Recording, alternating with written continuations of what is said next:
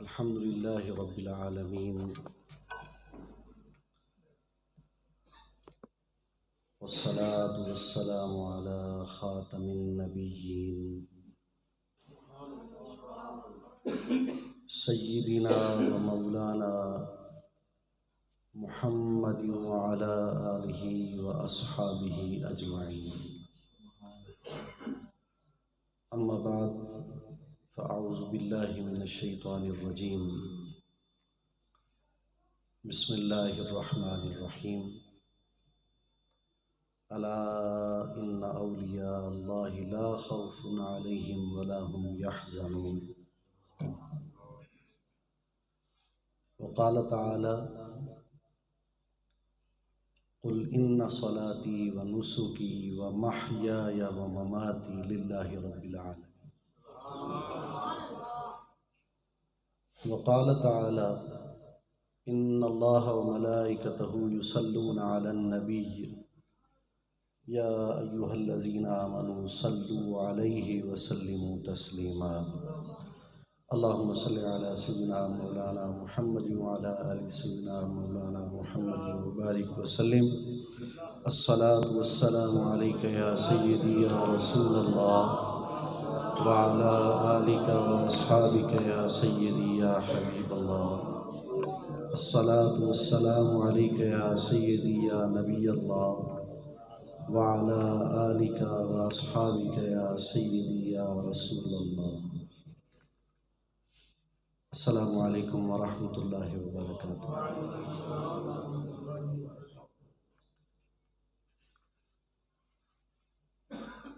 اللہ جل شانہ کے بے شمار کرم، اس کے فضل، اس کے احسان مجھ سیاہ کار، خطا کار، گناہ گار، ذلیل اور حقیر پر، اور اس کی بارگاہ میں سجدہ شکر ادا کرتا ہوں، جس کی توفیق اور عنایت سے آج اس عظیم الشان محفل 11ویں شریف میں ایک عظیم الشان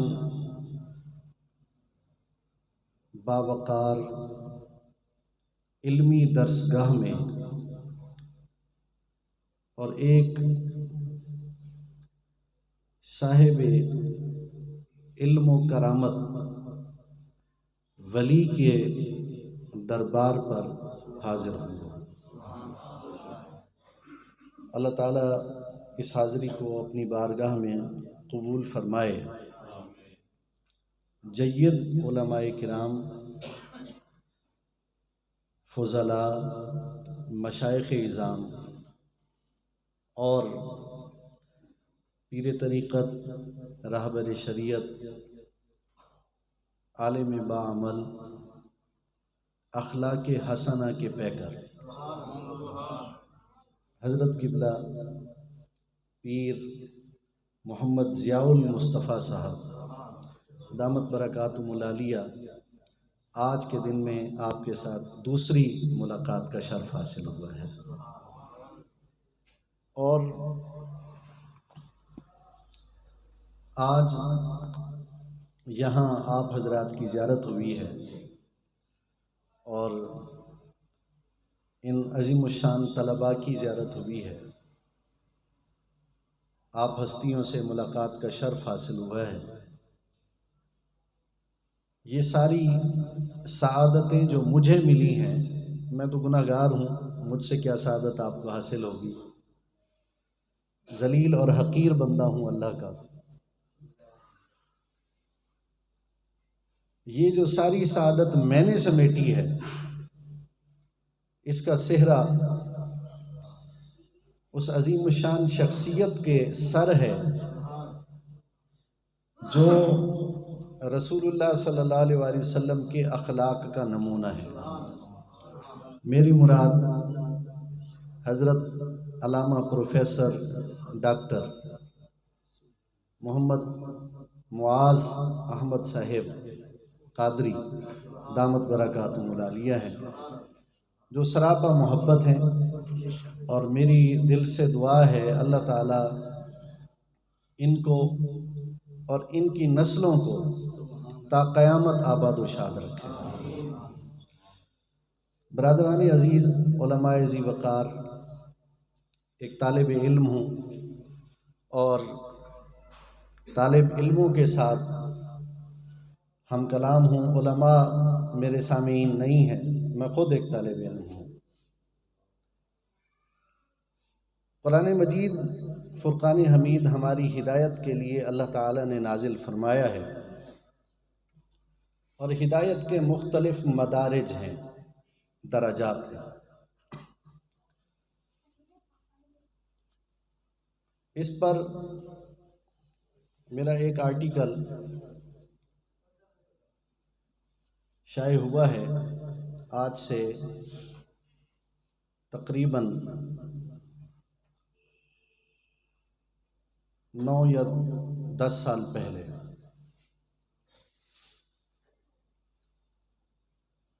مختلف مدارج ہدایت کے قرآن مجید میں اللہ تعالیٰ نے بیان فرمائے ہیں، اور ان مدارج کو طے کرنے والے، ان سیڑھیوں پر چلنے والے اور عروج پانے والے علماء ربانیین ہوتے ہیں، اور انہی علماء کو ہم پھر مشائخ کہتے ہیں۔ اور یہ یاد رکھیں کہ تاریخ اسلام میں جتنی بلند ہستیوں کا نام آتا ہے وہ میرے آقا حضور داتا گنج بخش علی حجویری ہوں، حضرت خواجہ معین الدین چشتی اجمیری ہوں، حضرت بختیار کاکی ہوں، اور سیدی بابا فرید ہوں، یہ سارے کے سارے علماء تھے۔ کون تھے؟ علماء تھے۔ یہ اپنے وقت کے اتنے بڑے علماء تھے، اور علم کے بعد انہوں نے رسول اللہ صلی اللہ تعالیٰ علیہ وآلہ وسلم کے اخلاق حسنہ اپنے اوپر ان کا اطلاق کر لیا۔ اخلاق کا کیا کیا؟ اطلاق کر لیا۔ ایک ہے پڑھ لینا، اور ایک ہے اس پڑھنے کے بعد اس پر عمل کر لینا، اس کو اطلاق کہتے ہیں۔ خود پر اطلاق کر لیا، اور وہ اطلاق اس جامعیت کے ساتھ کیا کہ رسول اللہ صلی اللہ علیہ وآلہ وسلم کے اخلاق کا وہ جیتا جاگتا نمونہ بن گئے، اور جب انہیں کوئی دیکھتا تھا تو اس نے رسول اللہ صلی اللہ علیہ وآلہ وسلم کی ذات اطہر ان میں نظر آتی تھی، اور وہ جو ذات اطہر نظر آتی تھی اس کا فیضان یہ تھا کہ لاکھوں لوگ دین اسلام میں شامل ہو گئے۔ تو یہ مشائخ کے اندر یا علماء کے اندر دوئی نہیں ہے، جدائی نہیں ہے۔ علم جو پڑھا جاتا ہے وہ در حقیقت شریعت کو سمجھنے کے لیے پڑھا جاتا ہے، اور اخلاق جو اپنائے جاتے ہیں اس علم کو اور اس شریعت کو لوگوں کے سامنے نمونہ کمال بنا کر پیش کرنے کے لیے اپنائے جاتے ہیں۔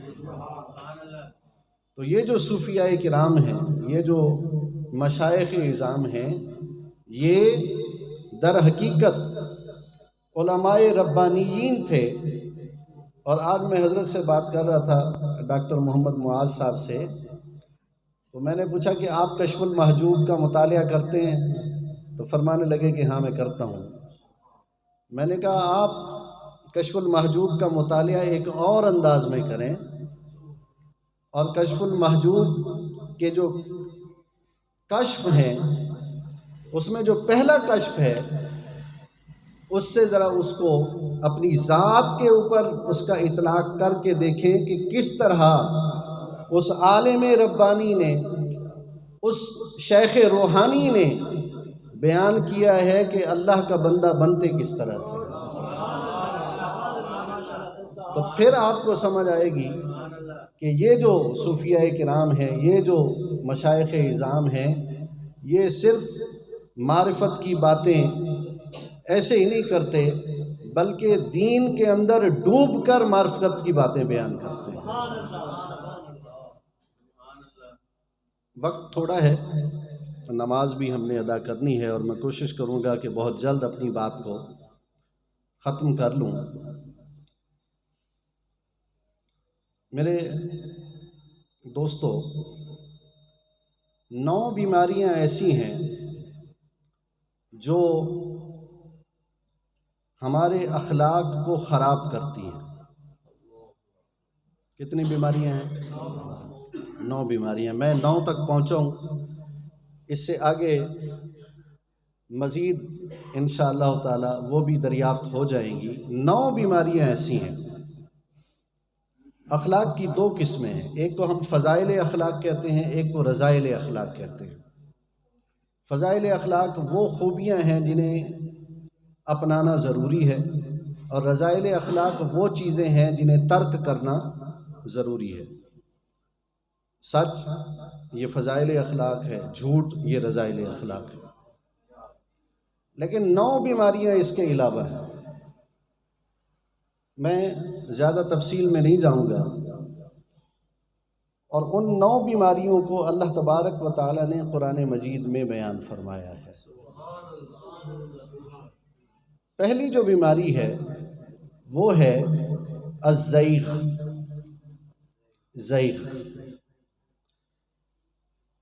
زیغ قرآن مجید میں اس کو بیان کیا گیا ہے۔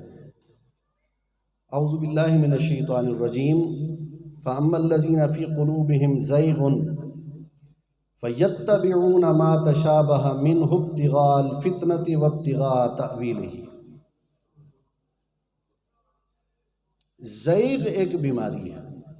اب یہ زیغ ہے کیا؟ آیت کا ترجمہ میں پھر کروں گا،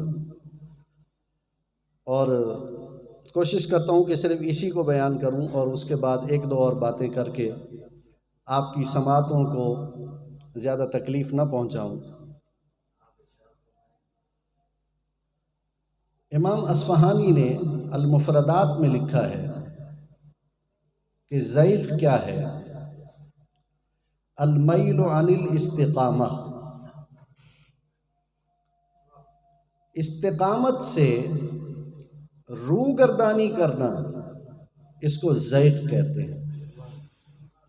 ہم نماز پڑھتے ہیں، اور الحمدللہ 5 وقت کی نماز پڑھتے ہیں، اور میرا گمان ہے کہ آپ بھی نماز پڑھتے ہوں گے، اور ہم نماز کے اندر دعا کرتے ہیں اللہ تعالیٰ سے، اہدنا الصراط المستقیم، اہدنا الصراط المستقیم، اہدنا الصراط المستقیم۔ 2 رکعت ہو تو 2 دفعہ پڑھتے ہیں، 4 رکعت ہو تو 4 دفعہ یہ کلمہ ضرور پڑھتے ہیں نماز کے اندر، اہدنا الصراط المستقیم۔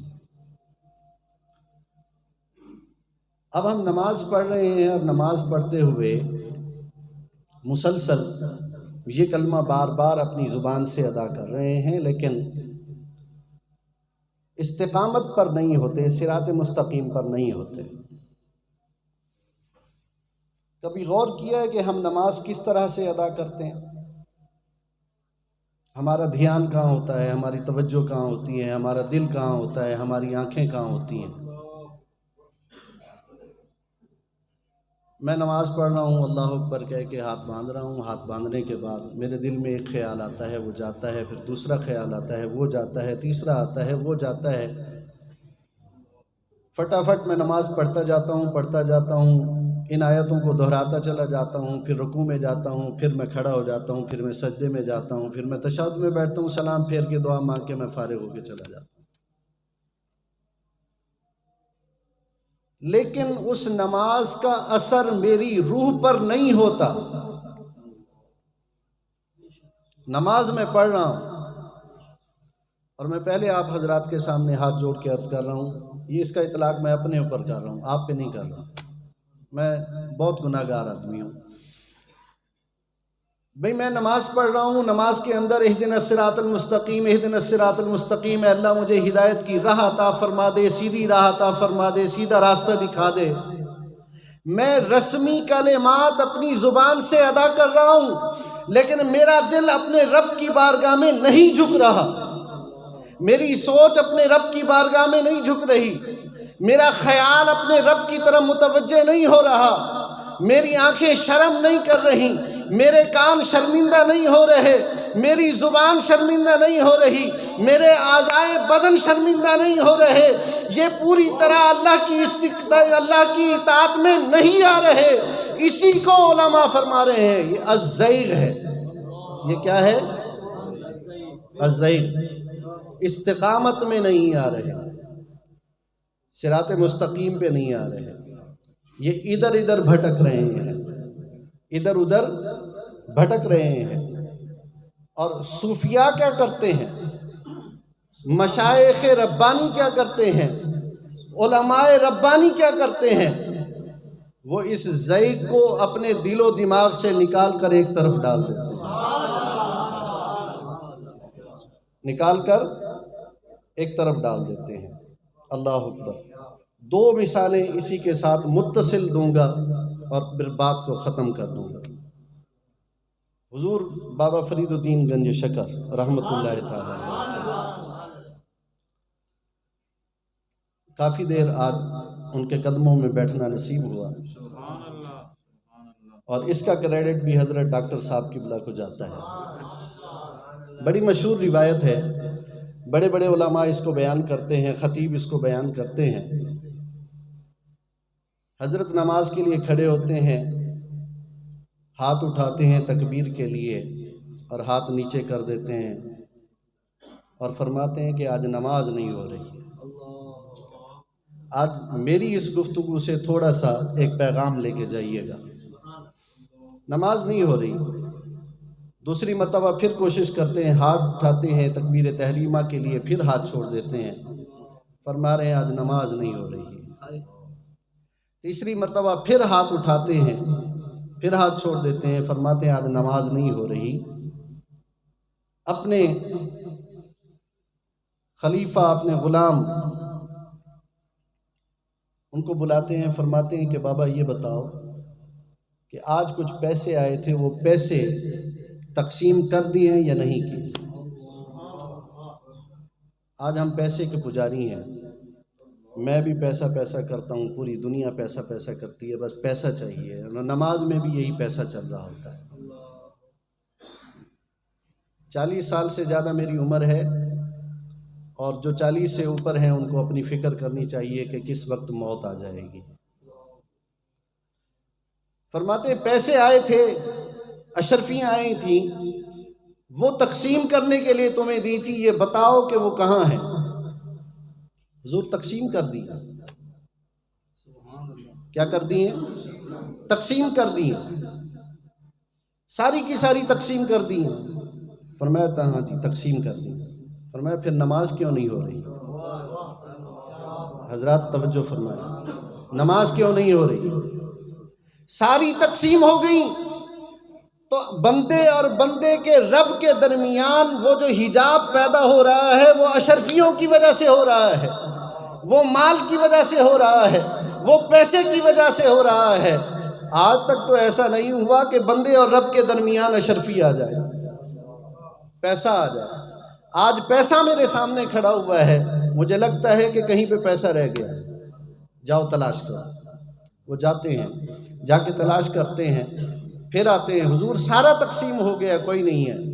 آپ فرماتے ہیں اپنے آپ کو دیکھو، کہیں تم نے اپنی جیب میں رکھ لیا ہو۔ وہ دیکھتے ہیں تو ان کی بعض روایت میں ہے کہ انہوں نے اپنے امامے کے شملے کے ساتھ ایک اشرفی کو باندھ لیا تھا، اور ایک روایت میں ہے کہ انہوں نے اپنی واسکٹ کے اندر ایک اشرفی کو رکھ لیا تھا۔ واقعہ کیا ہوا، جب اشرفیاں تقسیم کر رہے تھے تو اشرفیاں دیتے دیتے ایک اشرفی کہیں گر گئی تھی، مخلوق خدا اشرفیاں لے کر جا چکی تھی، وہ اشرفی بچ گئی تو انہوں نے اٹھا کر اپنے پاس سنبھال کے رکھ لی کہ صبح اسے اللہ کی مخلوق میں دے دیں گے. لیکن حضرت شیخ کی نماز نہیں ہو رہی، حضرت شیخ کی نماز نہیں ہو رہی. آپ نے فرمایا اس اشرفی کو جا کر باہر پھینک کر آ جاؤ، یہ اللہ کی کسی مخلوق کے لیے ہے، یہ فرید کے لیے نہیں ہے.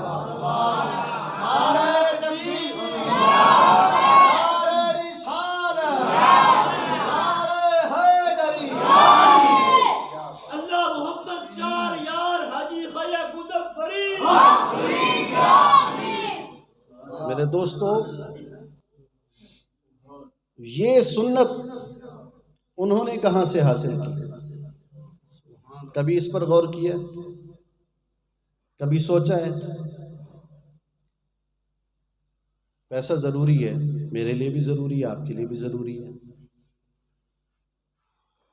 لیکن اتنا ضروری نہیں ہے کہ وہ اللہ اور بندے کے درمیان میں حائل ہو جائے. حضور علیہ الصلوۃ والسلام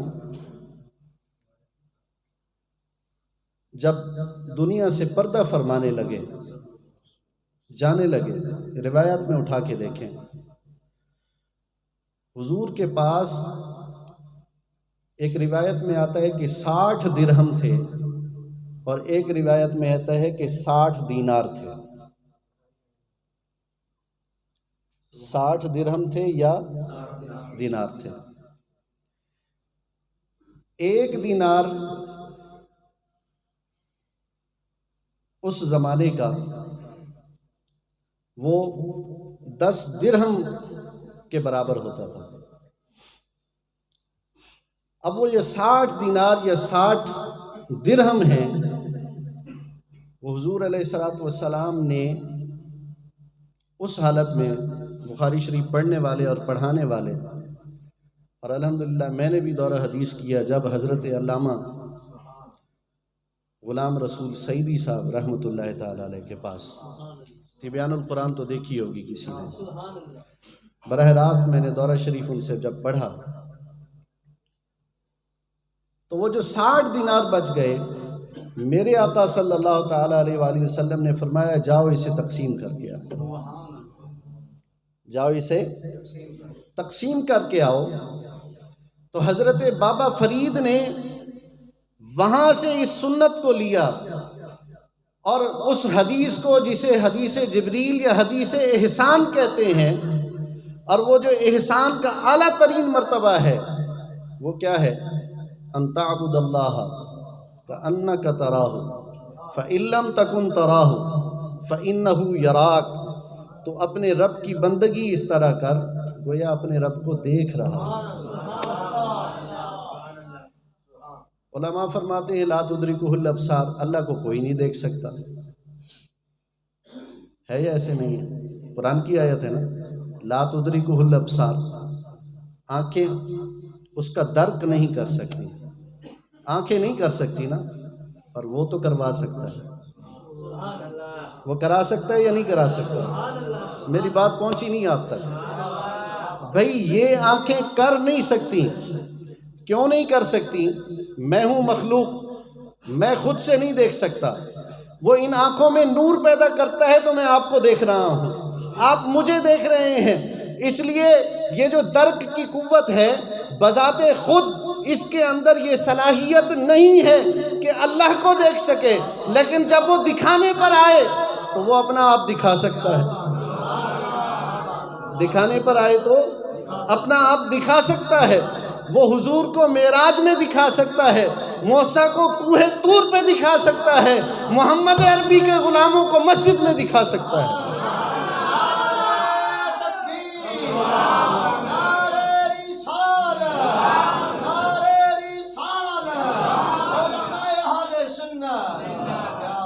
اب حضور فرما رہے ہیں، گویا اس آیت کی تشریح میں فرما رہے ہیں، میرے غلاموں تم خود سے نہیں دیکھ سکتے، لیکن جب اپنے دل کے میل نکال کر ایک طرف رکھ دو گے جب میری سنت کو اپنا لوگے، میرے طریقے کو اپنا لوگے، میرے جیسے بننے کی کوشش کرو گے، اور اس کوشش کے اندر لگ کر جب میری اتباع کرتے ہوئے میری محبت کے اندر اللہ کو تلاش کرو گے، تو اللہ تبارک و تعالیٰ تمہیں یہ مقام عطا فرما دے گا، کیا؟ ان تعبد اللہ کانک تراہ، تم نماز پڑھو گے تو تمہارا رب تمہارے سامنے ہوگا۔ تو حضور بابا صاحب کو جب آپ تکبیر تحریمہ کے لیے ہاتھ اٹھاتے تھے تو رب سامنے نظر آتا تھا۔ تو میرے دوستو، اور آج ہمیں نظر کیوں نہیں آتا؟ اس لیے کہ ہم حجاب میں پڑ گئے ہیں، پردہ آ گیا ہے درمیان میں، کہیں گناہ کا پردہ ہے، کہیں نفس کا پردہ ہے، کہیں پیسے کا پردہ ہے، کہیں تکبر کا پردہ ہے، اور کہیں کوئی اور پردہ ہے۔ ذرا ان پردوں کو ہٹانے کی کوشش کرو اور اپنے آپ کو اپنے رب کی طرف متوجہ کر کے دیکھو۔ دیکھو، حضور بھی نماز میں ملیں گے، خدا بھی نماز کے اندر ملے گا۔ اللہ اکبر۔ محبت کی ایک بات کروں، اللہ، مسلم شریف کے اندر بھی حدیث ہے، بخاری شریف کے اندر بھی حدیث ہے، کتاب التشہد، کتاب الصلاۃ باب التشہد کے اندر حضور علیہ الصلوۃ والسلام نے صحابہ کرام کو تعلیم فرمایا نماز کے اندر کہ بھئی جب آپ نماز سجدہ مکمل کر لیں تو سجدے کے بعد آپ نے بیٹھنا ہے تشہد میں، اور کیا کرنا ہے؟ التحیات للہ والصلوات والطیبات، یہی پڑھنا ہے نا جی؟ یہی پڑھتے ہیں۔ اللہ اکبر۔ ذرا کلمات پہ غور کرتے جائیں۔ تحیہ کسے کہتے ہیں قرآن مجید میں؟ کسے کہتے ہیں تحیہ؟ دعا سلام کو، ایسے نا جی کہ جب گھر جاؤ تو گھر والوں کو تحیہ کیا کرو، یہی ہے نا؟ اللہ نال گلاں کیتیاں کرو، سونیاں التحیات،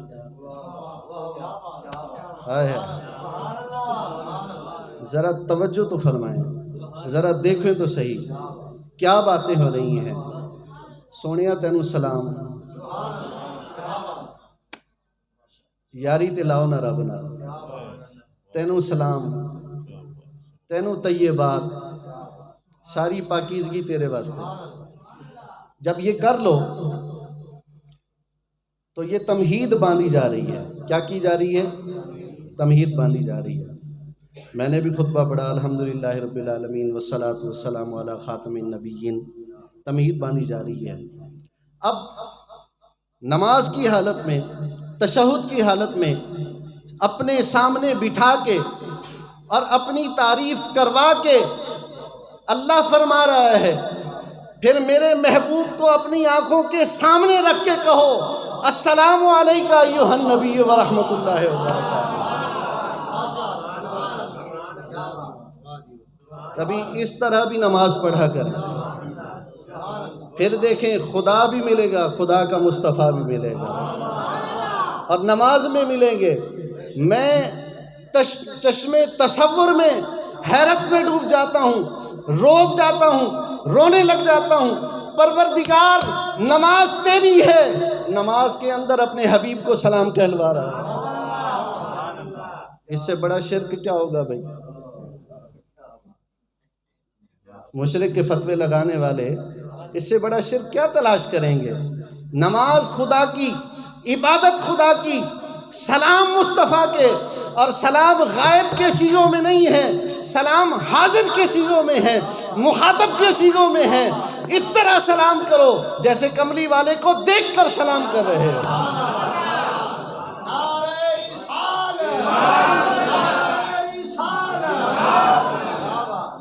سبحان اللہ۔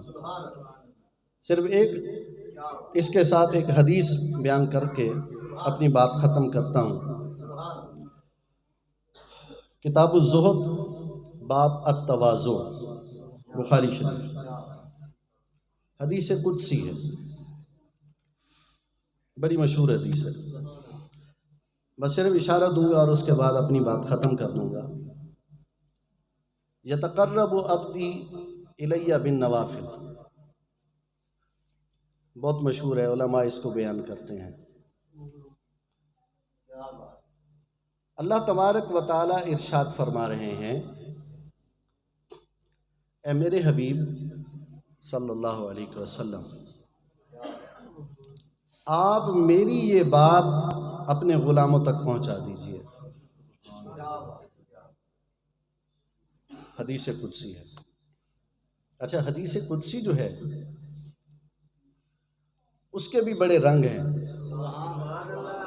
اور کبھی اللہ آپ کو موقع عطا فرمائے تو بیٹھ کے ذرا اس کو پڑھیں اور اس وقت کو سامنے لانے کی کوشش کریں جب حضور علیہ السلام اس حدیث کو بیان فرما رہے ہیں۔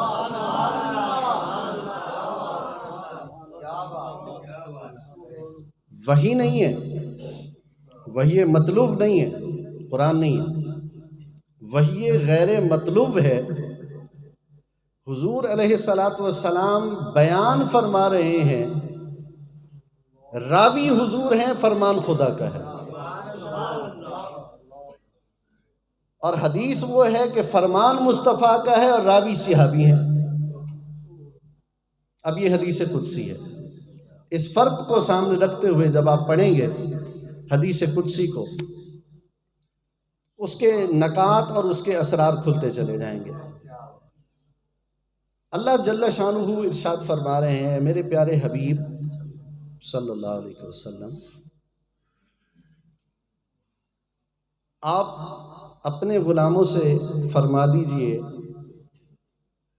اور قرآن نازل نہیں ہو رہا، یہ قرآن نہیں ہے، قرآن کے علاوہ ہے، قرآن کے علاوہ ہے، 6000 آیتوں کے علاوہ ہے یہ فرمان، اور صحائح ستہ میں اور اس کے علاوہ ذخیرہ حدیث میں جب آپ احادیث قدسی تلاش کریں گے اور اس کو سامنے رکھیں گے اور جب اس کو پڑھیں گے تو پھر کچھ اور اسرار اور رموز آپ پہ انشاءاللہ کھلتے چلے جائیں گے۔ بڑے لائٹ انداز میں، لائٹ موڈ میں بات کر رہا ہوں۔ اے میرے حبیب، ان غلاموں کو کہہ دیجئے کہ اگر یہ میرا قرب حاصل کرنا چاہتے ہیں تو ایک چھوٹا سا نسخہ ہے، وہ یہ نفل پڑھا کریں۔ کیا کریں؟ نفل پڑھا کریں۔ بڑا عام سا نسخہ ہے، بڑا عام سا نسخہ ہے۔ فجر کی نماز سے پہلے ٹائم ملتا ہے تو نفل پڑھ لیں، ظہر کی نماز سے پہلے ملتا ہے، بعد میں ملتا ہے تو نفل پڑھ لیں، عصر کی نماز سے پہلے ٹائم ملتا ہے تو نفل پڑھ لیں، مغرب کے بعد عشاء تک جتنی دیر چاہے نفل پڑھ لیں، عشاء کے بعد جتنی دیر چاہے نفل پڑھ لیں، بس نفل پڑھ لیں۔ سمجھ رہے ہیں میری بات؟ بڑے عام انداز میں کہہ رہا ہوں، جی 2 نفل پڑھ لو، جی بس 2 نفل پڑھ لیں، نفل پڑھ لیں۔ نوافل کا لفظ آیا، یتقرب عبدی الیہ بالنوافل، نوافل کے ذریعے میرا بندہ میرا قرب حاصل کر لیتا ہے۔ وہ سونیا وہ جڑی 5 وقتہ لائی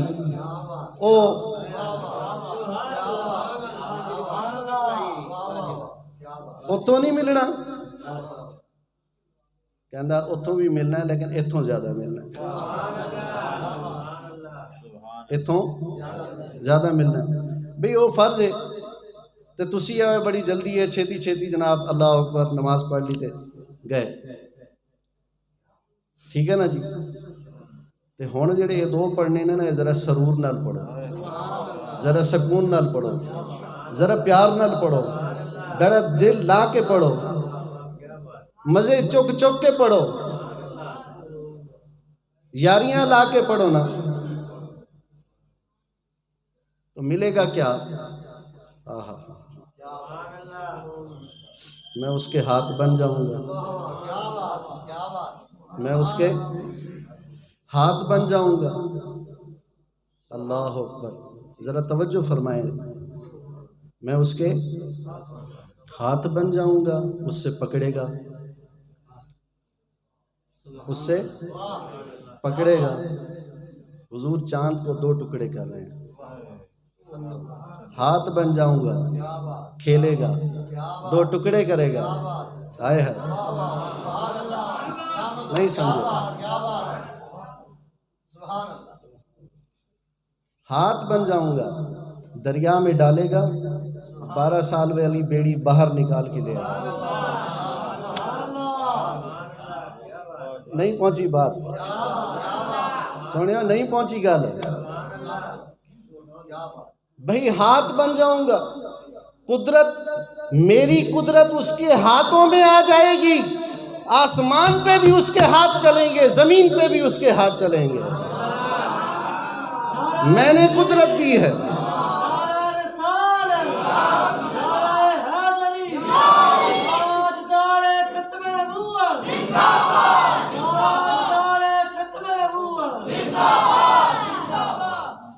ہاتھ اس کے ہاتھ، میں اس کے ہاتھ بن جاؤں گا،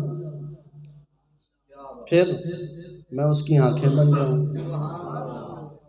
بیٹھا یہاں پہ ہوگا، خبریں آسمانوں کی دے گا. کوئی کہے گا میرا بچہ گواچ گیا، اچھا آ جائے گا. انج ہاتھ کرے گا تو بچہ ہی آ جائے گا. نہیں سمجھے؟ 2 رکعت نفل، اس کا اتنا بڑا اجر ہے.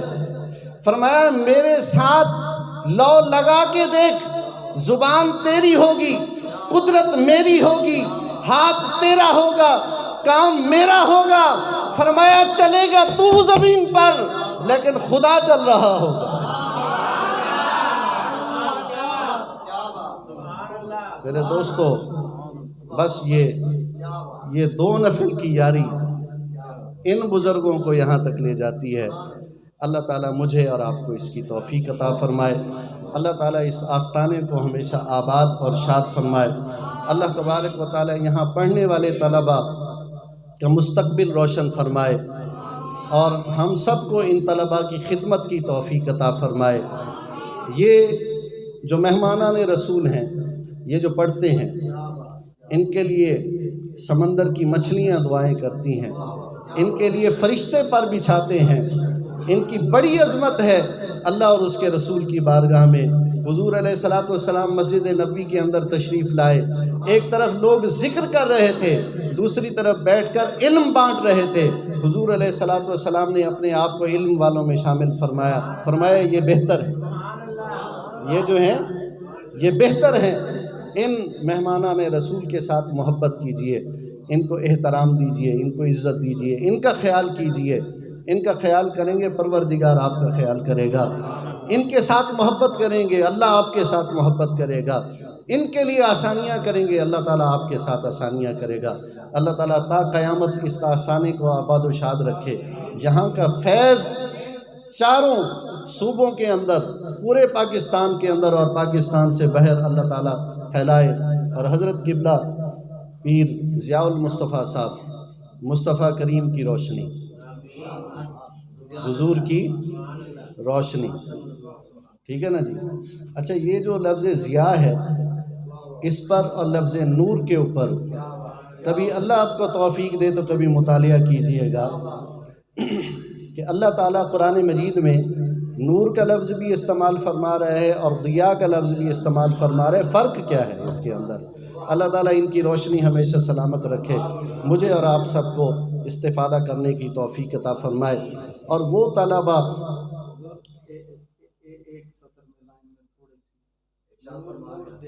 نعرہ تکبیر، نعرہ رسالت، نعرہ تحقیق، نعرہ حیدری،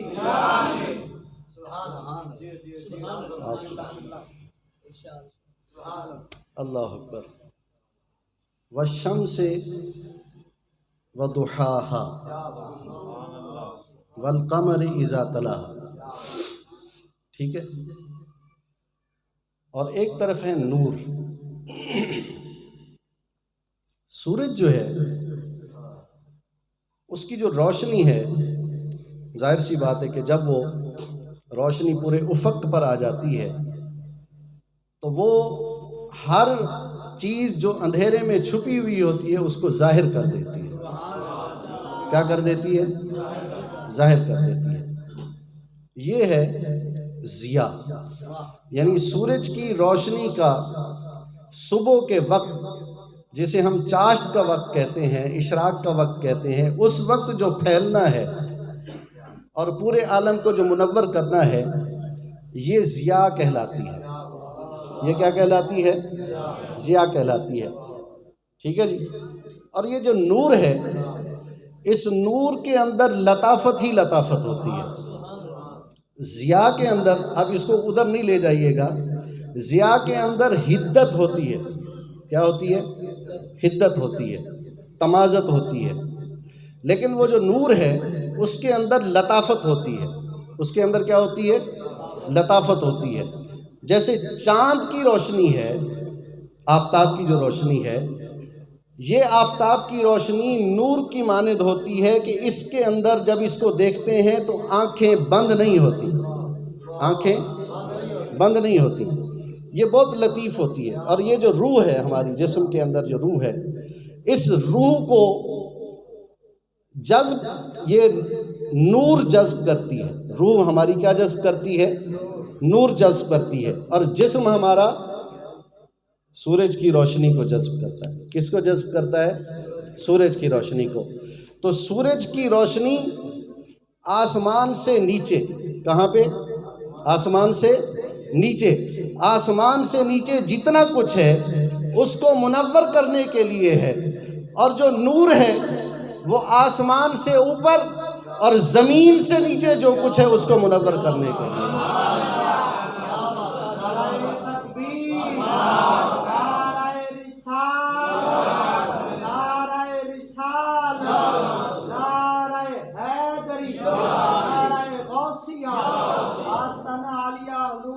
جمال الفقہاء، فیضان فقیہ اعظم، فیضان فقیہ اعظم۔ حضور علیہ السلام حضور تشریف لے کے گئے آسمانوں سے اوپر، اب سورج رہ گیا نیچے، ضیاء آ گئی نیچے، حضور کے قدم کے نیچے۔ ضیاء کہاں ہے؟ حضور کے قدموں کے، ضیاء المصطفیٰ کہاں ہے؟ حضور کے قدموں کے، سمجھے ہو؟ کہاں ہے؟ حضور کے قدموں کے نیچے۔ اور حضور کدھر ہیں؟ اوپر۔ اب جب سرکار اوپر جا رہے ہیں تو اوپر والوں کو جب سے پیدا ہوئے ہیں نور کی ضرورت تھی، حضور نے ادھر نور پہنچا دیا۔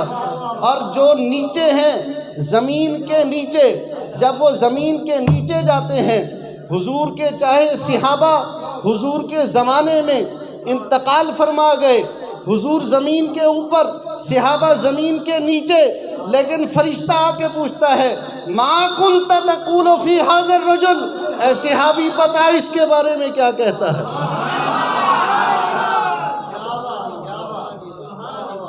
تو حضور کا نور وہاں پہ کام کرتا ہے۔ اور پھر اعلیٰ حضرت فرماتے ہیں مر کے پہنچا ہوں یہاں اس دل ربا کے واسطے۔ تو حضور کا نور پوری کائنات کے اوپر پورا کرم فرماتا ہے، لیکن حضور اپنے نور سے آسمان والوں کو منور کرتے ہیں، اور حضور اپنے نور سے زمین کے نیچے والوں کو منور کرتے ہیں۔ جس نے کلمہ پڑھ لیا اور کلمے پر اس کا خاتمہ ہو گیا، حضور علیہ السلام اس کی قبر میں شفاعت فرماتے ہیں۔ 6 مرتبہ امام بخاری نے اسی حدیث کو بیان کیا ہے، ما کنت تقول فی ھذا الرجل، ما کنت تقول فی ھذا الرجل۔ تیرا عقیدہ حضور کے بارے میں کیا تھا؟ تو کیا کہتا تھا؟ حضور کے بارے میں کیا کہتا تھا؟ حضرت عیسیٰ علیہ السلام، ان کی پیدائش ہوئی ہے نا، بغیر باپ کے ہوئی ہے۔ کیسے ہوئی ہے؟ بغیر باپ کے ہوئی ہے۔ عیسیٰ علیہ السلام نے، آپ بائبل اٹھا کے دیکھ لیں، اور بائبل کا جو بھی ٹرانسلیشن اٹھا کے دیکھ لیں، اس میں آتا ہے کہ عیسیٰ علیہ السلام نے حضور علیہ السلام کا نام پکارا ہے احمد صلی اللہ علیہ وسلم۔ کیا پکارا ہے؟ احمد، ٹھیک ہے۔ اور حضور کی خود حدیث مبارکہ میں ہے انا احمد فی السماء و محمد فی الارض، او کما قال النبی صلی اللہ علیہ وسلم۔ علماء نے اس کی توجیہ یہ فرمائی ہے کہ عیسیٰ علیہ السلام کی جو پیدائش ہوئی ہے وہ حضرت جبریل امین کے پھونک مارنے کی وجہ سے ہوئی ہے. ایسے ہوئی ہے نا حضرت؟ ٹھیک ہے. حضرت جبریل امین تشریف لائے.